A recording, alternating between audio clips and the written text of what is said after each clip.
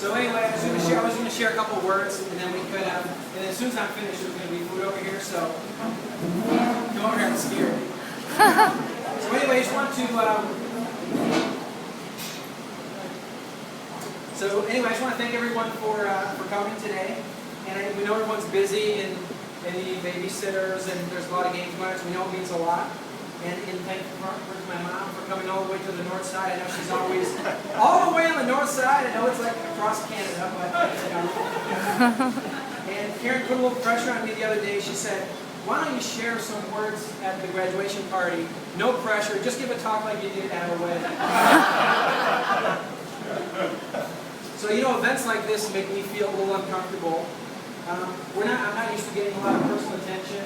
When you grow up in a family of 8 kids.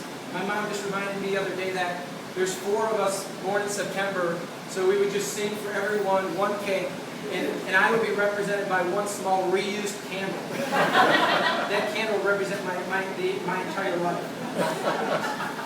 And in the Nico family, the standard could be quite high. We have people featured in Sports Illustrated, mayoral bodyguards, CPAs, nurses, volleyball jerseys that were retired, battalion chiefs, and future battalion chiefs, NBA players, professional speakers that fly around in jets, lawyers, entrepreneurs, and grandkids that are going to Ivy League schools. Now I told Karen that my family's not really into celebrating. She said, "What would it take for you to want to celebrate? You need to become president of the United States?" I said, "We'd probably celebrate if I won re-election." But the most gratifying is, now that Tom bought a place in Lake Geneva and he golfs, and one of our nephews got into an Ivy League school, with me graduating from Chicago Booth and getting an MBA, that's the last thing the Baileys had on us.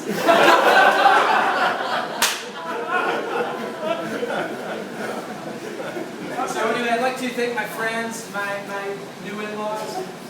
Thanks for my mom-in-law support of my family, and especially the support of my twin brothers. If you don't know, they're very positive. Charlie often reminds me that I'm the man I am today because of all the teasing, browbeating, and hard times the twins put me through. In other words, Charlie says, "We made you tough." So in a sense, all the accomplishments are doing part to what we put you through. He wants us to thank him.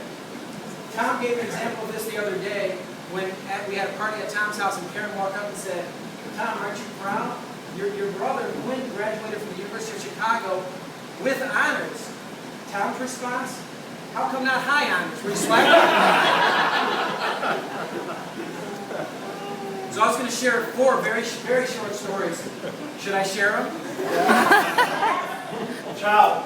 Okay, so 4 very short stories about just my experience at University of Chicago getting MBA. So the first one was I took this class that was called Money and Banking by Randall Krosner, and he sat on the Federal Reserve with Ben Bernanke and a few other people. And what's interesting is there's supposed to be 7 people on that board, and you need 5 to make a decision to raise rates, lower rates, or do anything significant. But because of kind of congressional gridlock, there were 2 unappointed seats. And he was sitting on the board when AIG, Lehman, Bear Stearns, and kind of the whole world was coming to an end. So he finished up his time there, and he came and he would sit and share with us in class what those experiences were like. And he said that because there was only 5 of them, and they needed 5 votes to make a policy change, that he had veto power. And he talked about what it was like bailing out his first company because he was a conservative economist and his hands were shaking when he was voting to bail out because he felt like the whole economy was in his hands. And he said later it got easier, when AIG came along, he's like, "How much to bail them out? $100 billion? Sure, we'll put it in." But he would also share how Ben Bernanke would call him and send him text messages all throughout the night at 4 in the morning saying, "Hey, I can't sleep, I'm scared, do you want to meet for coffee?" I sent those same messages to Karen. But that was a great, and I even remember after class one day, I spoke to him for 30 minutes. He put his materials down and sat and just looked at me like there was no one else in the room. We spoke for 30 minutes. Here's a guy who kind of worked in Washington. That was the first story. The second story was I had a group project, and it was a strategy class. And we had to do a report on a company that did poorly and tried to go a new way and see if they can fix things. So this wasn't me, but there was 3 other people in the class, and the company they chose was Playboy Enterprises. So I said, okay, well, I have to go along with them. So I said, why don't we try to see if we can interview Christy Hefner for the project? And they said, you know, it never happened, but I penned a letter and I said, hey, we're MBA students, UFC. We sent it to her, we'd like to interview you. 3 days later, her office called to book an interview, and we went in and sat down and just with coffee and talked with Christy Hefner. So that was kind of a neat story. The third story was I had this, is this going too long? We're almost done. So I had this teacher, this Israeli statistician named Zvi Jalula, who taught a class on statistics. And at the end, one of the things we did at the end of the class was he invited 8 of us from the course to go to dinner with him and his Chinese billionaire friend who was in private equity. And we all got to go around the table and ask this Chinese billionaire a question. So when he came to me, I waited and I took out my paper and I said, the question was, what do you attribute to your massive success? And can you believe it? He had 2 older brothers who were twins. They gave him a rough time.